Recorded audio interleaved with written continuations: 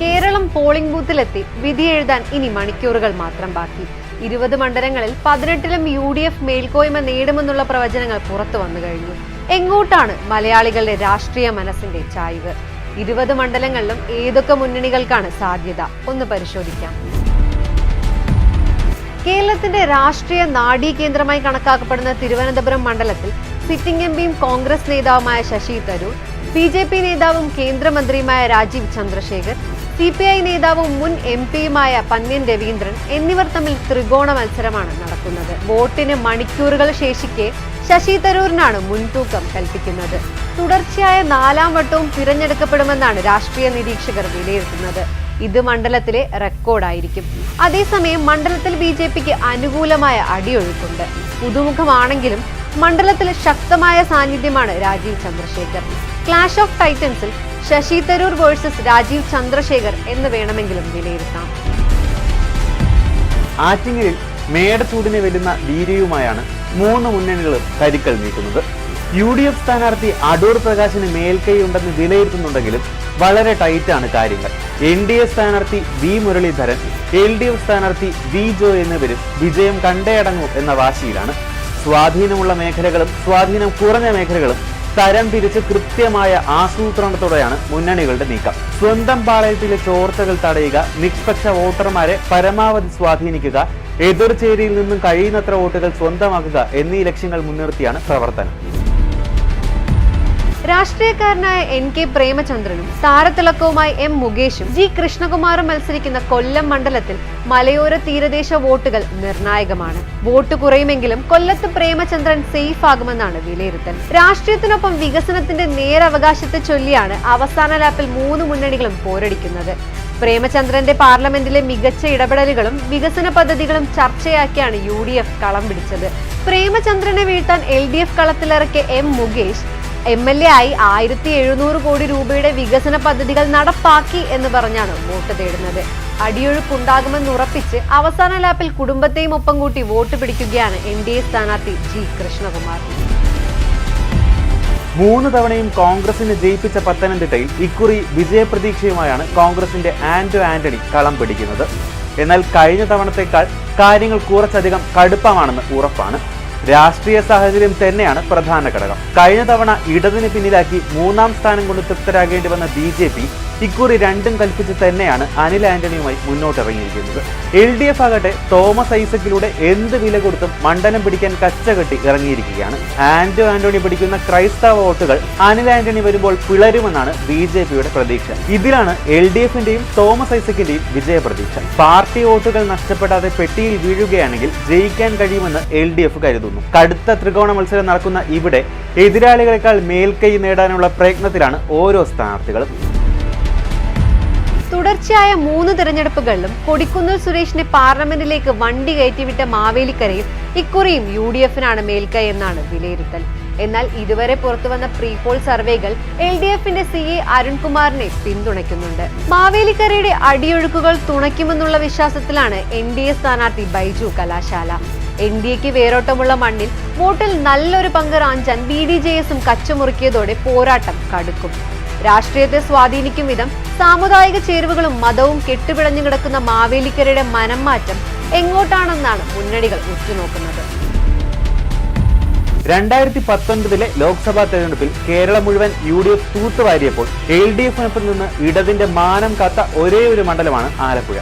ആ ആലപ്പുഴ ഇപ്പോൾ UDFന് മനസ്സ് കൊടുത്ത് KC വേണുഗോപാലിനെ വിജയിപ്പിക്കുമെന്നാണ് വിലയിരുത്തൽ.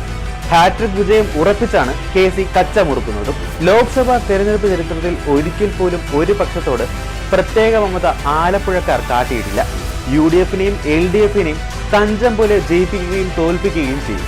അതും ട്രെൻഡ് പോലും കണക്കിലെടുക്കാതെ. എന്നാൽ സിറ്റിംഗ് സീറ്റ് വിട്ടുകൊടുക്കാതിരിക്കാനുള്ള എല്ലാവിധ അടവുകളും ഇടതുപക്ഷവും AM ആരിഫും പയറ്റുന്നുണ്ട്.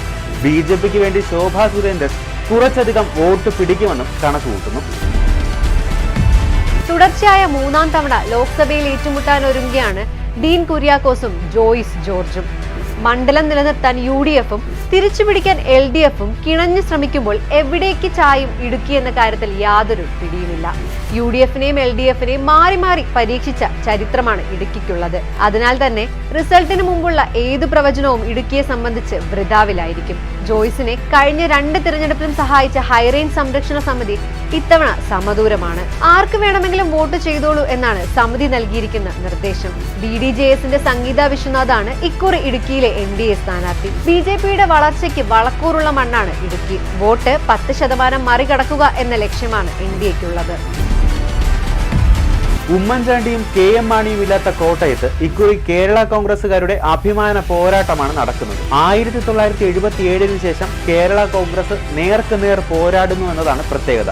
പാർട്ടിയുടെ ഏക ലോക്സഭാ സീറ്റ് നിലനിർത്തുമെന്ന് ഉറപ്പിച്ചാണ് തോമസ് ചാഴിക്കാടൻ. 4100 കോടി രൂപയുടെ വികസനം മണ്ഡലത്തിൽ നടത്തിയെന്ന അവകാശവാദവുമായാണ് തോമസ് ചാഴിക്കാടൻ വോട്ട് തേടുന്നത്. ജോസഫ് പക്ഷത്തിന്റെ സ്ഥാനാർത്ഥിയായ കേരള കോൺഗ്രസിന്റെ വിശ്വസ്തനായ ഫ്രാൻസിസ് ജോർജും ജയത്തിൽ കുറഞ്ഞതൊന്നും പ്രതീക്ഷിക്കുന്നില്ല.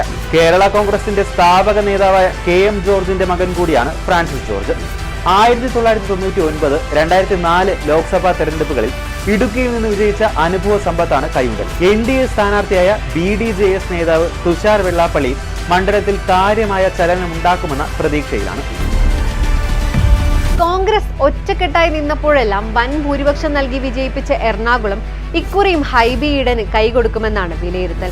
എറണാകുളത്തുകാരുടെ ജനപ്രിയ നേതാവായിരുന്ന ജോർജ് ഈഡന്റെ മകനോടുള്ള സ്നേഹം അത്രത്തോളമുണ്ട്. മണ്ഡലത്തിന്റെ ചരിത്രത്തിലെ ഏറ്റവും വലിയ ഭൂരിപക്ഷം ഇത്തവണയും ലഭിക്കുമെന്ന ഹൈബിയുടെ കണക്കുകൂട്ടലിന് CPMന്റെ KJ ഷൈൻ ഒരു വെല്ലുവിളിയാണ്. മണ്ഡലത്തിലെ സ്ത്രീ വോട്ടർമാർ ഷൈനിനോട് അനുഭാവം കാട്ടിയാൽ ഹൈബിക്ക് അതൽപ്പം ബുദ്ധിമുട്ടുണ്ടാക്കിയേക്കാം. BJP സ്ഥാനാർത്ഥിയും PSC മുൻ ചെയർമാൻ കൂടിയായ ഡോക്ടർ KS രാധാകൃഷ്ണന് വോട്ട് വിഹിതം 2 ലക്ഷത്തോളം കടത്തണമെന്ന ലക്ഷ്യമാണുള്ളത്. ചാലക്കുടിയിൽ 2ാം ഊഴം ഉറപ്പിച്ചാണ് UDF സ്ഥാനാർത്ഥി ബെന്നി ബെഹനാൻ. 5 വർഷം മണ്ഡലത്തിൽ നിറഞ്ഞു നിന്ന MP എന്നതും ചിട്ടയായ പ്രവർത്തനവും ബെന്നി ബെഹനാനെ തുണയ്ക്കുമെന്നതാണ് വിലയിരുത്തൽ. അതേസമയം സംസ്ഥാന സർക്കാരിന്റെ വികസന നേട്ടങ്ങൾ പ്രചരണ ആയുധമാക്കിയ മുൻ വിദ്യാഭ്യാസ മന്ത്രി C രവീന്ദ്രനാഥും ഒപ്പമെത്തുന്നുണ്ട്.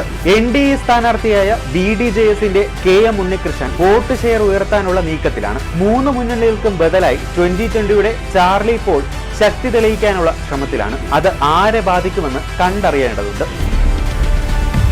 ത്രികോണ പോരാട്ടത്തിന് സാക്ഷ്യം വഹിക്കുന്ന തൃശൂരിൽ നാട്ടുകാരുടെ പ്രിയ നേതാവിന്റെ മകൻ K മുരളീധരൻ പാട്ടുംപാടി വിജയിക്കുമെന്നാണ് വിലയിരുത്തൽ. പത്മജയുടെ കാലുമാറ്റത്തിൽ വെട്ടിലായ കോൺഗ്രസിന് തൃശൂരിലേത് അഭിമാന പോരാട്ടമാണ്.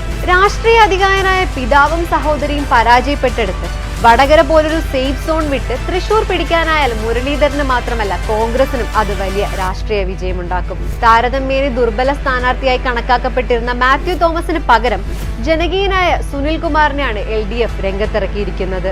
ഇത് മുരളീധരന് കാര്യമായ വെല്ലുവിളി ഉയർത്തുന്നുണ്ട്. ദേശീയ രാഷ്ട്രീയത്തിൽ പ്രാധാന്യം ഇടിഞ്ഞുകൊണ്ടിരിക്കുന്ന CPIക്ക് സുനിൽകുമാറിന്റെ വിജയം അനിവാര്യമാണ്.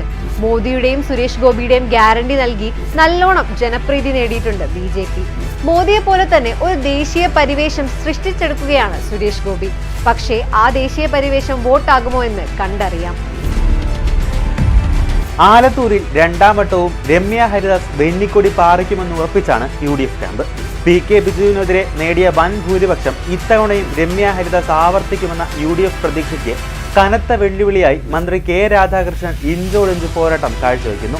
കഴിഞ്ഞ തവണ ഏകദേശം 1.5 ലക്ഷത്തിലേറെ വോട്ടിന്റെ ഭൂരിപക്ഷത്തിലായിരുന്നു രമ്യ ഹരിദാസ് മണ്ഡലം പിടിച്ചെടുത്തത്. BJP സ്ഥാനാർത്ഥി TN സരസുവിന്റെ വ്യക്തിപരമായ സ്വീകാര്യത വോട്ടായി മാറുമെന്നത് NDAയുടെ വോട്ട് ഷെയർ ഉയർത്തുമെന്നുറപ്പാണ്. ഇത് ഇരു മുന്നണികൾക്കും വെല്ലുവിളിയാകും.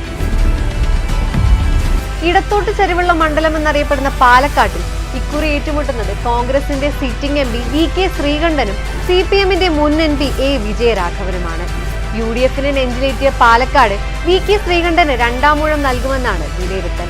എന്നാൽ മണ്ഡലം തിരിച്ചു പിടിക്കണമെന്നുറപ്പിച്ചാണ് ഇടതുകോട്ട. പാലക്കാട് നഗരസഭാ മണ്ഡലം പിടിച്ച ആത്മവിശ്വാസത്തിലാണ് BJP സംസ്ഥാന സെക്രട്ടറിയും പാലക്കാട് കോർപ്പറേഷൻ മുൻ ഡെപ്യൂട്ടി മേയറുമായ C കൃഷ്ണകുമാർ വോട്ട് ഷെയർ ഉയർത്തണമെന്ന് ഉറപ്പിച്ചാണ്. മുസ്ലിം ലീഗിന്റെ പൊന്നാപുരം കോട്ടയാണ് പൊന്നാനി ലോക്സഭാ മണ്ഡലം. ഇത്തവണയും അത്ഭുതങ്ങളൊന്നും സംഭവിച്ചില്ലെങ്കിൽ പൊന്നാനിയിൽ നിന്ന് അബ്ദുൾ സമദ് സമദാനി തന്നെ പാർലമെന്റിലെത്തും. മുൻ MP ET Muhammad Basheer മലപ്പുറത്തേക്ക് മാറിയതോടെയാണ് Malappuram MP ആയിരുന്ന സമദാനി പൊന്നാനിയിലേക്ക് എത്തുന്നത്. 2019 ലോക്സഭാ തെരഞ്ഞെടുപ്പിൽ 1,93,273 വോട്ടിന്റെ ഭൂരിപക്ഷത്തിനായിരുന്നു ET മുഹമ്മദ് ബഷീർ വിജയിച്ചത്. മുസ്ലിം ലീഗിനെ അടിയറവ് പറയിക്കാനായി മുൻ മുസ്ലിം ലീഗ് സംസ്ഥാന സെക്രട്ടറി KM ഹംസയാണ് CPM കളത്തിലിറക്കിയിരിക്കുന്നത്. BJPക്കായി നിവേദിത സുബ്രഹ്മണ്യനാണ് മത്സരിക്കുന്നത്. 1962-ലും 1967-ലും 1971-ലും ഇടതുപക്ഷത്തിനൊപ്പം നിന്ന പൊന്നാനി 1977 മുതൽ മുസ്ലിം ലീഗിന്റെ ഉറച്ച കോട്ടയാണ്. കേരളത്തിലെ പ്രായം കുറഞ്ഞ ലോക്സഭാ മണ്ഡലങ്ങളിൽ ഒന്നാണ് മലപ്പുറം. 2008-ലെ മണ്ഡല പുനരേകീകരണത്തോടെയാണ് അവിടെ ഉണ്ടായിരുന്ന മഞ്ചേരി ഇല്ലാതെയായി പുതിയ മലപ്പുറം മണ്ഡലം രൂപം കൊള്ളുന്നത്. മണ്ഡലത്തിന്റെ പേര് മാറിയെങ്കിലും വിജയമെന്നും മുസ്ലിം ലീഗിനോടൊപ്പം തന്നെയാണ്. ET മുഹമ്മദ് ബഷീറാണ് ഇത്തവണ UDF-നായി കളത്തിലിറങ്ങിയിരിക്കുന്നത്. DYFഐയുടെ സംസ്ഥാന പ്രസിഡന്റ് V വസീഫാണ് LDF സ്ഥാനാർത്ഥി. വിജയപ്രതീക്ഷ ഇല്ലെങ്കിലും വോട്ട് ശതമാനം കുറയാതിരിക്കാനാവും വസീഫ് പ്രാധാന്യം കൊടുക്കുക. മുൻ കോഴിക്കോട് സർവകലാശാല വൈസ് ചാൻസലർ അബ്ദുൽ സലാമിനെയാണ് BJP രംഗത്തിറക്കിയിരിക്കുന്നത്. ഏതെങ്കിലും മുന്നണിക്കോ നേതാവിനോ കുത്തക അവകാശപ്പെടാൻ പറ്റാത്തിടം എന്ന ചരിത്രം തിരുത്തി MK രാഘവന് ഹാട്രിക് വിജയം നൽകിയ മണ്ഡലമാണ് കോഴിക്കോട്. പടയോട്ടങ്ങൾ ഏറെ കണ്ട സാമൂതിരിയുടെ നാട്ടിൽ 3 തവണ തോറ്റതിന്റെ ക്ഷീണം തീർക്കാനാണ് ഇക്കുറി LDF ഇറങ്ങുന്നത്. തുടർച്ചയായ 4ാം തവണയും മണ്ഡലം കൈവെള്ളയിൽ നിർത്താനുള്ള ശ്രമത്തിലാണ് UDF. MK രാഘവൻ തന്നെയാണ് ഇത്തവണയും കൈപ്പത്തി ചിഹ്നത്തിൽ മത്സരിക്കുന്നത്. മുൻ വ്യവസായ മന്ത്രി കൂടിയായ എളമരം കരീമിനെയാണ് CPM രംഗത്തിറക്കിയിരിക്കുന്നത്. ഇത്തവണയും കാറ്റ് വലതുപക്ഷത്തിനൊപ്പം നിൽക്കുമെന്നാണ് വിലയിരുത്തൽ. BJPയുടെ ശക്തി തെളിയിക്കാനും വോട്ട് വർദ്ധിപ്പിക്കാനുമായി എത്തുന്നത് MG രമേശാണ്. കോൺഗ്രസിന്റെ രാജ്യത്തെ സുരക്ഷിത മണ്ഡലങ്ങളിൽ ഒന്നാണ് വയനാട്. വയനാട്ടിന്റെ ചരിത്രം മാറിയത് രാഹുൽ ഗാന്ധിയുടെ വരവോടെയായിരുന്നു. ഇക്കുറിയും ദേശീയ ശ്രദ്ധ വയനാട്ടിലുണ്ട്. 2019-ൽ വയനാട്ടുകാർ രാഹുൽ ഗാന്ധിയെ വിജയിപ്പിച്ചത് 4 ലക്ഷം എന്ന റെക്കോർഡ് ഭൂരിപക്ഷത്തോടെയാണ്. ഒരിക്കൽ കൂടി ഈ ഭൂരിപക്ഷം വർദ്ധിപ്പിക്കാൻ ഉറപ്പിച്ചാണ് രാഹുൽ വയനാട്ടിലേക്ക് എത്തിയത്. CPIക്കായി ദേശീയ നേതാവായ ആനി രാജയാണ് മത്സരിക്കാനെത്തിയത്. BJPക്കായി സംസ്ഥാന അധ്യക്ഷൻ K സുരേന്ദ്രനും മാറ്റുരയ്ക്കുന്നു. മത്സരം ആരംഭിക്കും മുമ്പ് തന്നെ രാഹുൽ ഗാന്ധി വിജയിച്ചു കഴിഞ്ഞെന്നാണ് രാഷ്ട്രീയ കേരളം വിലയിരുത്തുന്നത്. വടകരയിൽ 2 MLA-മാർ തമ്മിൽ പൊടിപാറും പോരാട്ടം നടക്കുമ്പോൾ LDF-ന് നേരിയ മേൽക്കൈയുണ്ടെന്നാണ് വിലയിരുത്തൽ.